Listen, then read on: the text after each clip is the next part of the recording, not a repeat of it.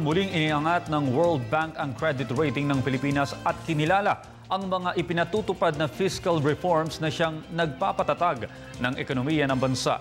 Para sa detalye, Julius D. Samburon. Iniangat ng World Bank ang economic growth forecast nito sa Pilipinas ngayong taon. Matapos ang mga naglabas sa mga ulat hinggil sa pagganda ng economic conditions ng ilang bansa sa mundo. Pangunahing dahilan ng World Bank ang siyang pagtaas ng gross domestic product ng bansa mula sa mga remittances na ibinibigay ng ating mga overseas Filipino workers sa iba't ibang panig ng mundo at inaasahan itong pag-angat ngayong taon ng halos 7%. Base sa mga naunang forecast, nasa 6.2% ang tinatayang GDP ng bansa ngayong taon.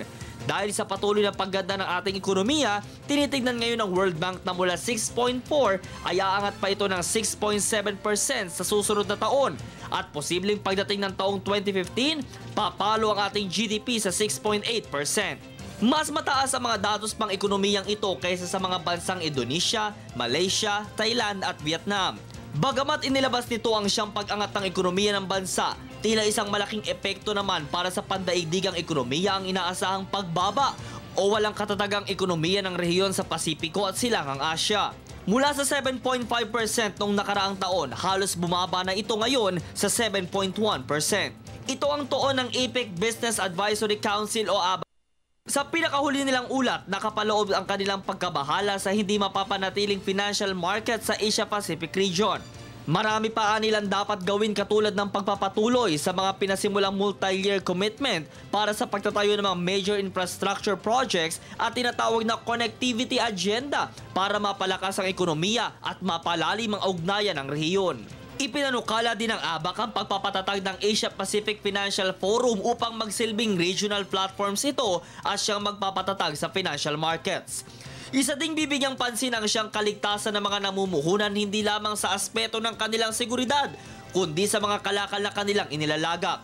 Kung kaya tiniyak ngayon ni Pangulong Benigno S. Aquino III sa harapan ng mga world leaders at business executives na seryoso ito sa paglaban sa katiwalian o korupsyon at hindi lamang pampolitika ang kampanya ng kanyang administrasyon.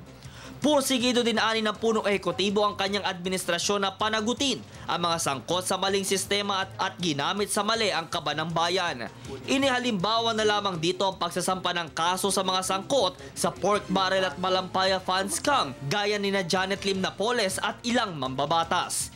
Isa lamang itong halimbawa na ang bansa ay tumatahak na sa daang hindi baluktot kundi at maunlad. Para sa Telebisyon ng Bayan, ako si Julius D. Samburon.